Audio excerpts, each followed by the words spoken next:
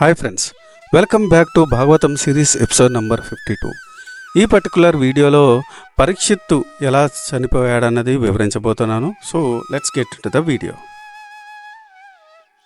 సుఖమహర్షి ద్వారా 7 రోజుల్లో భాగవత తత్వాన్ని తెలుసుకొని పరిశుద్ధుడైన పరీక్షిత్ మహారాజు ఇతర చింతలన్నీ వదిలేసి నిశ్చలమైన మనస్సుతో పరమాత్మ మీద దృష్టి నిలిపి జ్ఞాన నిమగ్నుడై క్రమంగా ప్రాణచలన లేకుండా మహాసమాధి స్థితిని పొందాడు.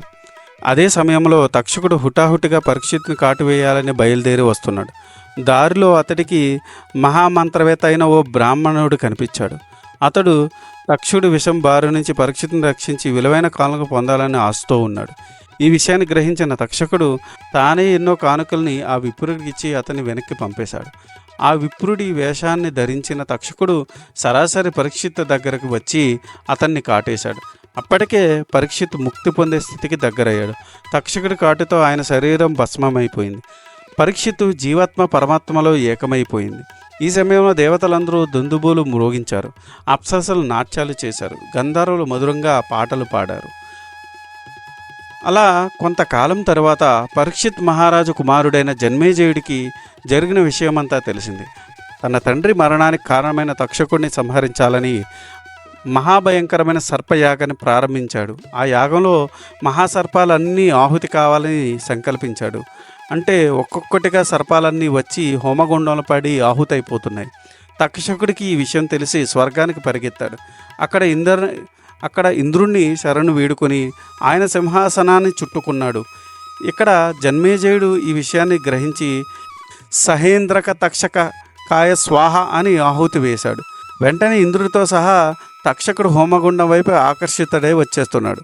ఈ దృశ్యం దేవగురువైన బృహస్పతికి కంటపడింది. ఆయన దివ్యదృష్టితో జన్మేజయుడు చేస్తున్న సర్పయాగం గురించి తెలుసుకొని తక్షణమే బయలుదేరి యాగశాల దగ్గరకు వచ్చాడు. జన్మేజయుడి దగ్గరికి వెళ్ళి ఆయన శాంతపరిచి, రాజా, తక్షకుడు పూర్వం అమృతం తాగాడు కనుక అతడు మరణించడు. దయచేసి అతన్ని వదిలేయి. నీ తండ్రి మరణించడానికి తక్షకుడు కారణం కాదు. అతడు కేవలం నిమిత్త మాత్రుడే. మానవులంతా ప్రారబ్ధ కర్మాధీశులు. వారు చేసుకున్న ప్రారబ్ధమే శత్రువులు. చోరులు, అగ్ని, నీరు, రోగం, దుర్ఘటనల రూపంలో వచ్చి వారి ప్రాణాలను తీస్తుంది. నీ తండ్రి దుర్మరణానికి కారణం ఆయన కర్మ ప్రారబ్ధమే.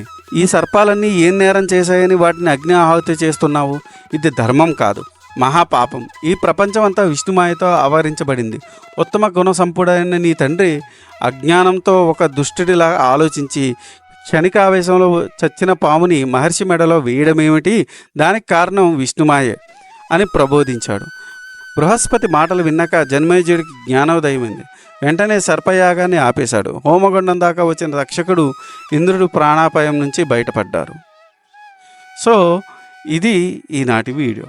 ఇలాంటి మరిన్ని ఇంట్రెస్టింగ్ వీడియోస్ కోసం మీరు చేయాల్సిందల్లా మా ఛానల్ సబ్స్క్రైబ్ చేసుకొని బెల్ నోటిఫికేషన్ ఆన్ చేసుకొని పెట్టుకోండి. ఈ వీడియో కనుక మీకు నచ్చితే do like, share and subscribe. Thanks for watching. జై సనాతన ధర్మం.